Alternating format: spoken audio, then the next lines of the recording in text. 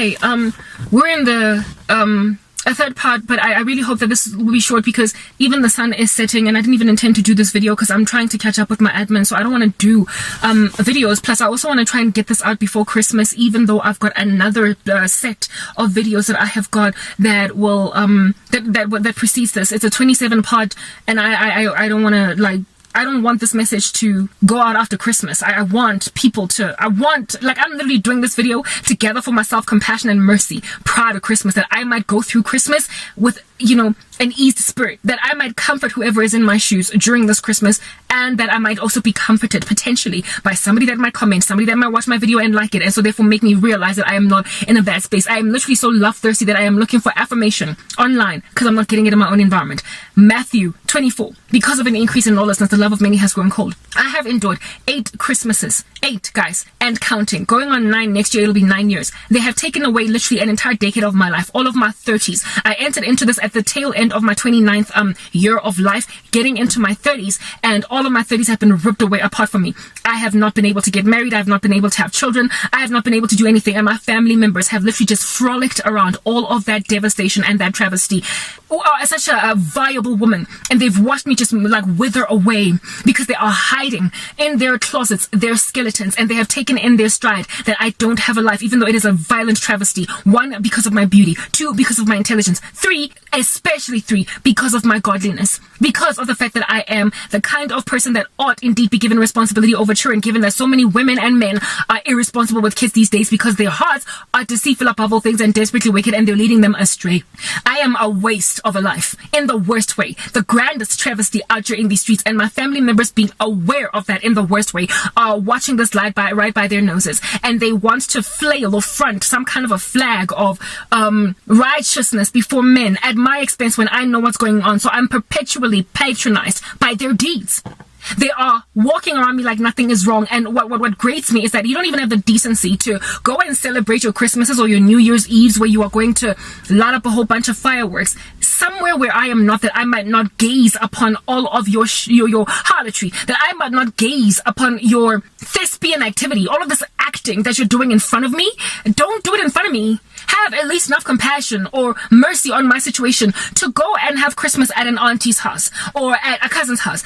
Go where I'm not at. For years, I have rejected my mom trying to drag me to Christmas parties or whatever. I miss relatives that have bewitched the living daylights out of my life, that know why my life is like this, that understand it as a travesty, that likely wouldn't even be able to look me in the eye, but who would act around me like, oh, here is Christmas pudding, have some kind of, well, thanks for coming this year, we really liked seeing you. The travesty and how patronized I would be. So for years I've been like, I am not going to partake in your fruitless deeds of darkness, but rather with my absence I'm going to expose them. But I have been absent from 8 Christmases and 8 New Year's Eve, 8 Easters, 8 birthday celebrations of people, 8 birthings of children. I have been absent from all of the activity of the family for 8 years, and in my 8th year now I feel like it no longer has the power or the impact or the pizzazz or the protest artistic integrity that it used to have. The boycotting of their events has lost its je ne sais quoi and its swag, its pow, because okay, we're used to it. God was not going to be here this year, but for me it's okay, so you have allowed your conscience to be seared sufficiently enough for you to anticipate that I'm obviously not going to be there because I'm always boycotting stuff and I'm bitter. But when then you bring the stupid celebration, which is not a celebration, to the Janada, to my house, to where my mama lives, what are you doing? Have respect for at least the fact that you have buried a cadaver at the back of your house. Have respect for yourself sufficiently enough to not allow sniffer dogs to rock up and so therefore potentially identify that there's a dead body.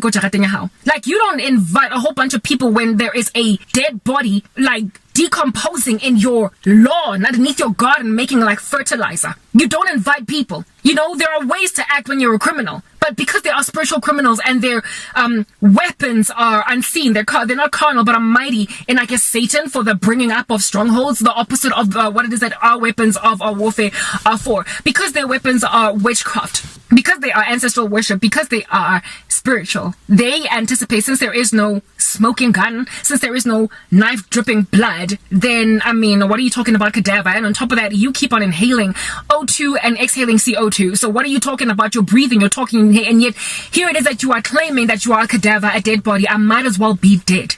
And here it is that you are bringing your sniffer dogs to the yard to look or gaze upon the travesty of my life. I feel like a spectacle, but I guess that is exactly how it is that our King died, is it not? Jesus was made a spectacle. He died before gawk and crowds. They had no conscience sufficiently enough for them to even turn away. Have you walked or driven right by a vehicle accident that is just like a massive carnage, like a devastating tragedy on the road? It is difficult to drive by, guys, and watch. I personally don't try to not even watch, to a point where I could even cause an accident if I'm driving, because I don't want to look. I don't want to see even a covered body. I don't want to see that silver foil on top of a body with its head covered, because it confirms that somebody has passed away. It disturbs me all day, because right? It is hard to gaze upon death or sorrow, a deep torture. My family members are like ones who rock up at a carnage where a person's body has been literally severed. They've been disembodied. Their head is over there. Their like hand is over there. Their leg is everywhere. Like literally just a torso is what it is that is in the center of the road. Everything else needs to be actually identified by sniffer dogs. Like sniffer dogs have to go into the woods to find the rest of this body. That is what it is that is the carnage. And my family are gazing upon this like you literally just like watching dead things. I remember when I was working in corporate South Africa, during the very devastating case Yaga Mulemo, who knocked over with his friend, got that Mini Cooper many years ago. I don't want to try and bring this back on Mulemo again, but I'm sorry, it's an example that I have to use because it's my experience, right? I'm not condemning the dude, like, let he who has no sin, let him cast the first stone. I hope the guy gives his life to Christ genuinely, and so therefore finds redemption for that guilt. He did, like, repent in public national television, so I'm not really calling this out on Mulemo to kind of like open up old wounds on Mulemo, so please don't mistake me as doing that. I just have to tell you my experiences during that time what was happening. I was working in corporate South Africa, and some person with no discretion, prior to there being firewalls on emails and in organizations to prevent certain emails from coming through, checking what's in there. You could literally open an email at work and somebody would have sent you like an entire like image of pornography, like before they had some kind of firewall to prevent that from coming through. I remember some irresponsible random in my group chat on email, like from my personal life, as opposed to the sun is starting to set now, from my personal life. I remember this random buffoon sending, goodness, it is getting so dark right now, sending like the footage, the image of those dead bodies of those kids that Mulemo and his friend had killed. And I remember opening it by mistake. I clicked on it because I literally trusted the person who sent it to me, and upon seeing that, I immediately closed it, grateful that nobody saw what it is that I was looking at in the office using office resources. But it never left me the whole day, the whole week, likely the whole month. To this day, I still think about those images. They're so disturbing. Like a disembodied boy, a high school student whose body had been literally chopped in half is what I got to see. And I remember being very upset at the person who sent me that, and I responded to him and I told him, dude, don't you send me such things, especially considering like, what are you doing?